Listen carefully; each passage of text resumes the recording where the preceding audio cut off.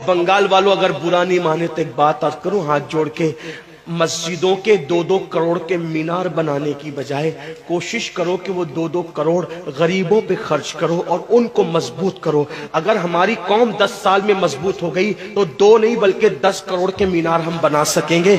इसलिए मेरी गुजारिश है, जलसों के खर्चे भी कम करो, शादियों के खर्चे भी कम करो और सब खर्चे कम करके अपनी कौम को मजबूत करो। हुजूर अलैहिस्सलाम इसीलिए तशरीफ लाए थे। तो दीनदार बनो, मालदार बनो और नंबर 3 एजुकेशन पे बहुत मेहनत करो।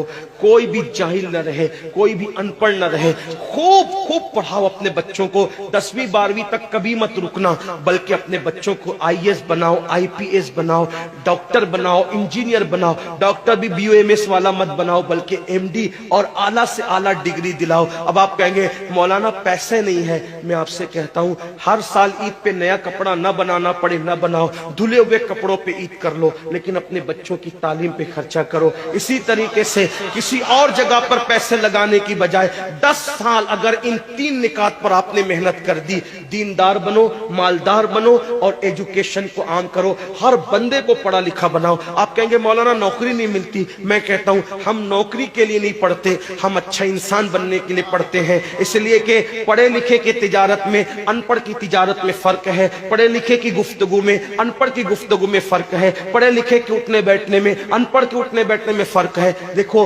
आप ये नहीं कहता हूं कि आप सब अनपढ़ हो, लेकिन एक बात आपसे कहता हूं, महफिल में पढ़े लिखों का अंदाज और होता है, अनपढ़ लोगों का अंदाज और होता है। खाने में, पीने में, उठने में, बैठने में तालीम को आम करो।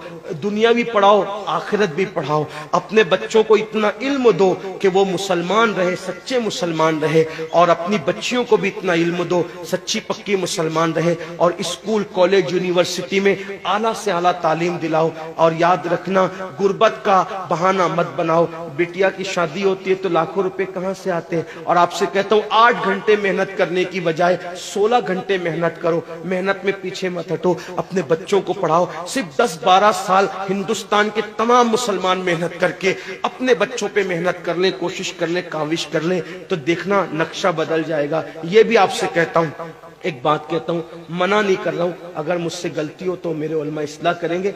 आप मेरी जात को देख के कबूल नहीं करना। बाप के चेहलुम पर 40 देग पकाने की बजाय 1 देग पकाओ।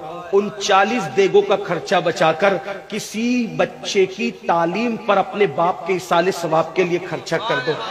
पीर साहब के मजार पर 1 लाख की चादर ला के डालने की बजाय 100 रुपए की चादर डाल दो। बाकी के पैसे बचाकर गरीबों की तालीम पे खर्चा कर दो। पीर साहब के इसाले सवाब के लिए वो उस 1 लाख की चादर से जितना खुश होंगे, वो 100 रुपए की चादर से भी उससे ज्यादा खुश होंगे, क्योंकि आपने किसी को उठा दिया, किसी को आपने तरक्की पे ले गए। एक बात कहता हूं, मेरा पीर जन्नती है तो मेरे पीर को मेरी 1 लाख की चादर से क्या गरज। उसको तो जन्नत में उससे बेहतर लिबास मिल चुका है, उसको तो 1 लाख का उससे बेहतर लिबास मिल चुका है। तो ये बातें तल्ख लगे, माफ करना, लेकिन आपसे एक बात कहता हूं, रसूमात से निकलो, हकीकतों की तरफ आओ। रसूमात से निकलो, सच्चाइयों की तरफ आओ। एक दूसरे को गिराने की कोशिश मत करो, एक दूसरे को उठाने की कोशिश करो। बंगाल वालों अगर बुरा नहीं माने, तेरा सिलसिला बड़ा, मेरा सिलसिला बड़ा, तेरी बिरादरी बड़ी, मेरी बिरादरी बड़ी, तेरा पीर बड़ा, मेरा पीर